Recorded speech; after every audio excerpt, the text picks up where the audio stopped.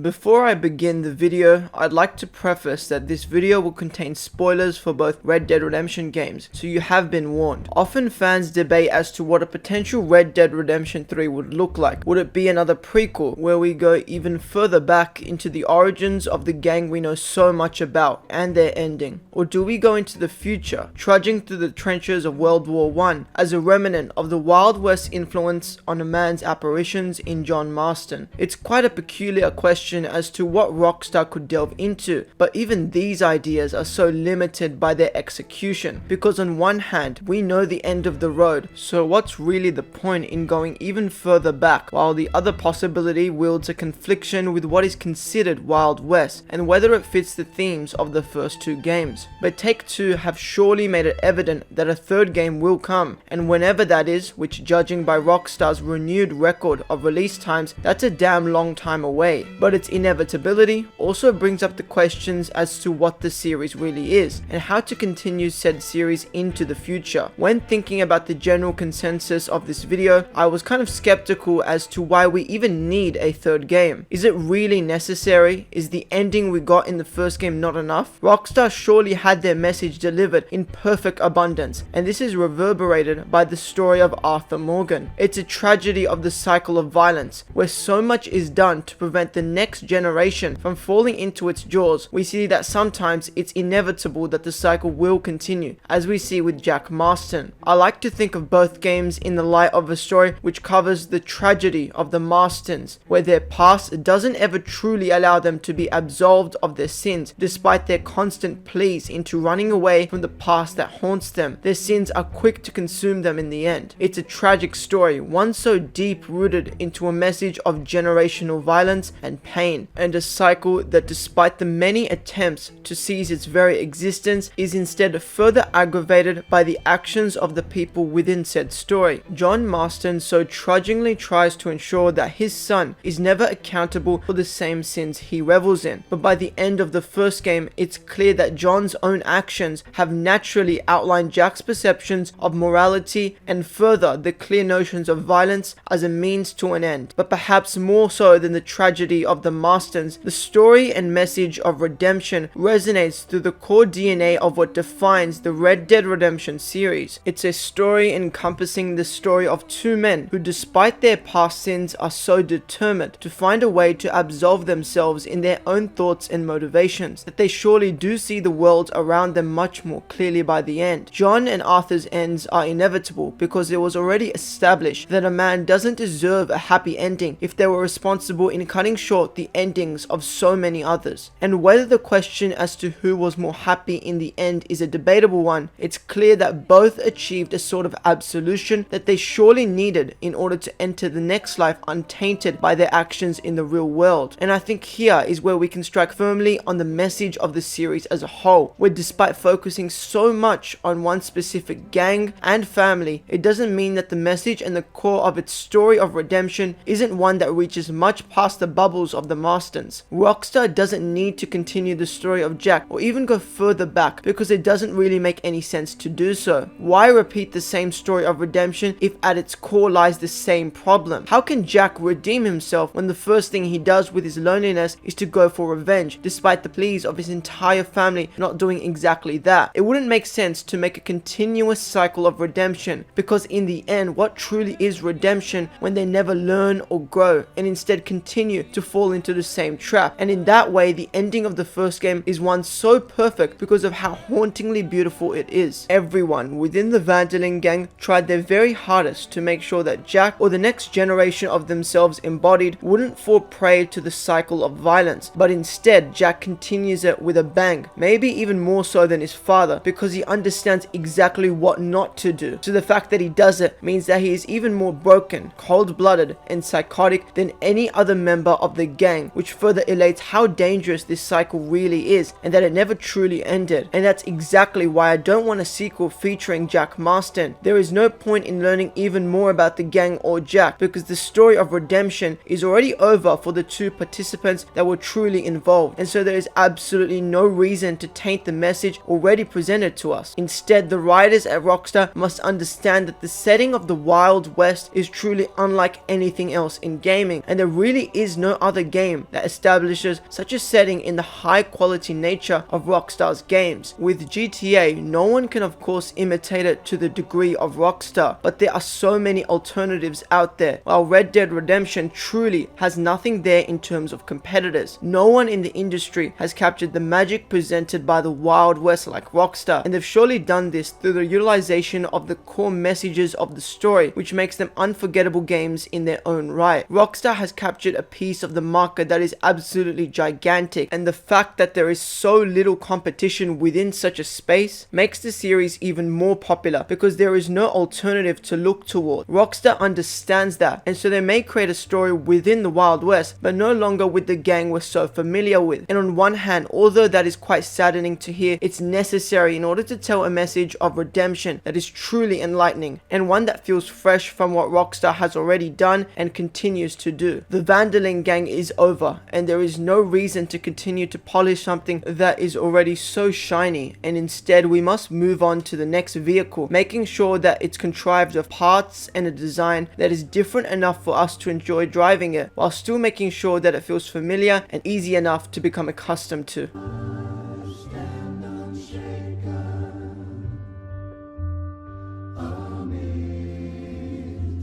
Amidst the crash of worlds.